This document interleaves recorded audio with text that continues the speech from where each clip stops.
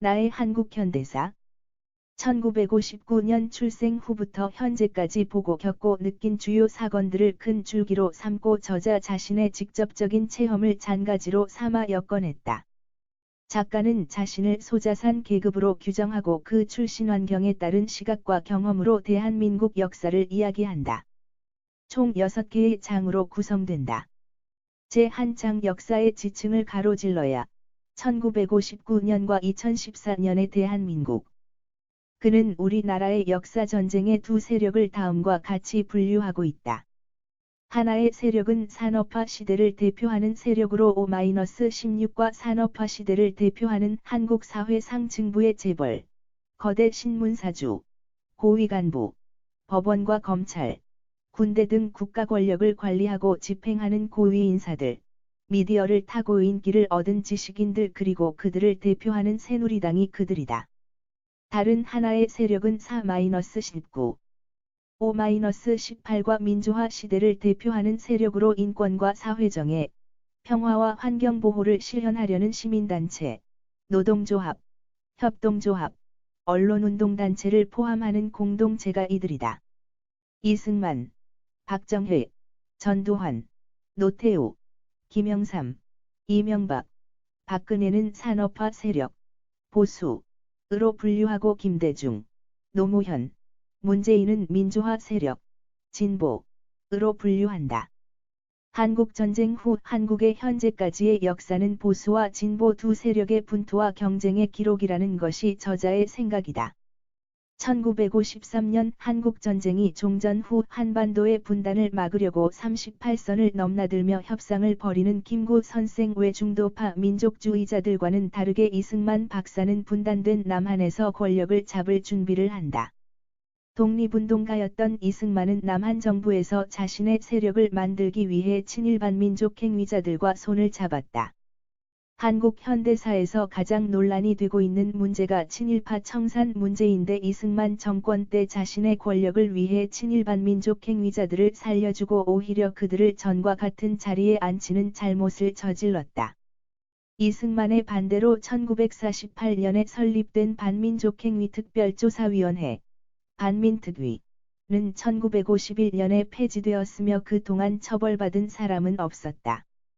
1960년 12년을 집권한 이승만이 또 대통령 선거에 단일 후보로 출마하였고 부통령 자리를 두고 자유당 이기붕 후보와 민주당 장면 후보가 맞붙었는데 이 선거는 부정조작 선거로 4월 19일 사람들은 대통령 관저와 이기붕의 집 앞으로 몰려갔다. 대통령이 계엄령을 선포했지만 계엄군 사령관 송효찬 장군은 시민에게 발포를 금지하여 시위를 지원해준다. 이 사건으로 이승만은 하와이로 도망치고 그의 양아들인 이기붕의 아들 이강석은 친아버지 이기붕, 어머니, 남동생을 권총으로 살해하고 자살하며 막을 내린다. 제2장 49와 56. 난민촌에서 태어난 이란성 쌍둥이. 전쟁의 폐허라는 땅에서 49와 56이라는 두 자식이 태어났다. 민주화의 씨앗이 된 49와 산업화 시대의 씨앗이 되는 56이라는 자식이 그것이다. 1960년 4월에는 윤보선 대통령, 장면 총리로 제2공화국이 출범한다. 그런데 1961년 5월 16일 제2군사령부 부사령관 박정희 소장이 3,500여 명의 병력으로 정부 청사를 점령하고 쿠데타를 일으킨다. 이른바 5-16 쿠데타가 일어난 것이다. 당시 미 8군은 쿠데타가 일어나자 윤보선 대통령에게 쿠데타를 진압하자고 제안했으나 그는 이를 거절하고 정권을 군부 세력에게 넘긴다. 꼭두각시 장도영 장군을 밀어내고 1963년 대통령 선거에 출마한 박정희는 5대 대통령이 되었다. 이후 18년간의 집권으로 박정희는 농업 중심의 전통사회를 중화학 공업의 산업사회로 만들었다. 1977년에 대한민국은 드디어 수출 10억 달러와 1인당 국민소득 1,000달러를 달성한다. 한국전쟁 후 한국의 재건을 돕기 위해 유엔이 만든 한국재건단이 만든 경제개발 7개년 계획을 장면 정부 때 5개년 계획으로 수정한 것을 박정희 정부에 들어서 실행한다. 산업화를 위해 국가가 해야 할 일은 자본의 축적이었다. 이를 위해 대한민국에서는 베트남전 파병과 독일의 광부를 파견하고 간호사를 파견하여 해외로부터 차관을 들이고 그 자본을 힘으로 산업화를 진행했다. 제3장 경제발전의 빛과 그늘, 절대빈곤, 고도성장, 양극화, 새마을운동과 경제개발 5개년 계획으로 대표되는 박정희 정권은 해외에서 차관을 들여왔고 독과점 지위를 누린 대기업은 빠르게 자본을 축적했다. 농촌사회의 인구가 빠르게 도시로 스며들면서 그들은 도시 노동자가 되어 경제활동 참가율이 50%를 넘었고 국가는 노동력을 늘리기 위해 실업계 고등학교를 지원하고 전국 각지에 직업훈련원을 만들었다. 5공화국은 모든 면에서 유신체제의 연장이었다. 한국의 고도성장의 비결은 정부의 산업정책과 재벌체제가 있었다. 국가주도형 산업화를 위해선 재벌의 힘이 필요했고 결국 힘을 키운 재벌은 갑과 을의 입장을 바꿔놓았다. 을의 입장이던 재벌은 점점 갑이 위치가 되면서 더 많은 힘을 갖게 되었고 대한민국의 양극화 현상은 점차 깊어지게 된다. 제4장 한국형 민주화, 전국적 도시봉기를 통한 민주주의 정치혁명. 1972년 10월 17일 박정희 대통령은 비상계엄령을 선포하고 특별선언을 발표한다.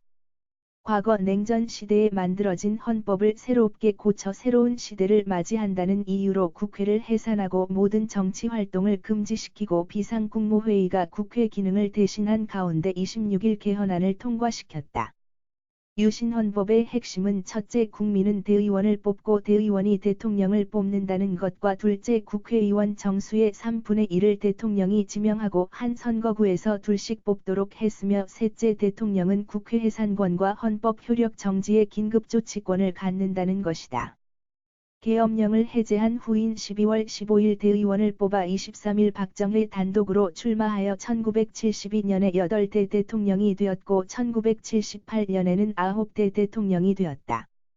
1970년대에는 박정희의 독재를 규탄하는 시위가 늘어났으며 국가는 이런 시위를 철저하게 탄압하고 대학교에는 사복 경찰들이 항시 잠복하여 감시를 했다. 1979년 10월 26일 궁정도 안전가옥 만찬장에서 김재규 중앙정보부장이 박정희를 총으로 살해한다. 정부는 최규하 국무총리를 제10대 대통령으로 선출했고 헌법 개정을 준비하고 있었다. 그런데 유신체제를 유지하고자 하는 군부 세력이 서서히 군부를 장악하며 쿠데타를 준비하고 있었다. 1980년 4월 14일 전두환 보안사령관은 중앙정보부장 서리에 취임하여 정권을 장악했다.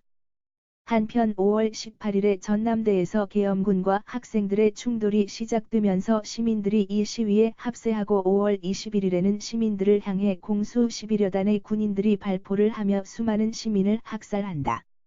광주민중항쟁은 계엄군의 잔인한 사륙행위로 무너지게 되고 전두환의 신군부는 제야와 학생운동 핵심 인사들에게 내란 음모 혐의를 씌워 군법회의에 회부했으며 대학생과 교수들을 대량 제적, 해직시키고 노동조합을 해산했고 1980년에 최규하 대통령을 몰아내고 제11대 대통령이 되었다.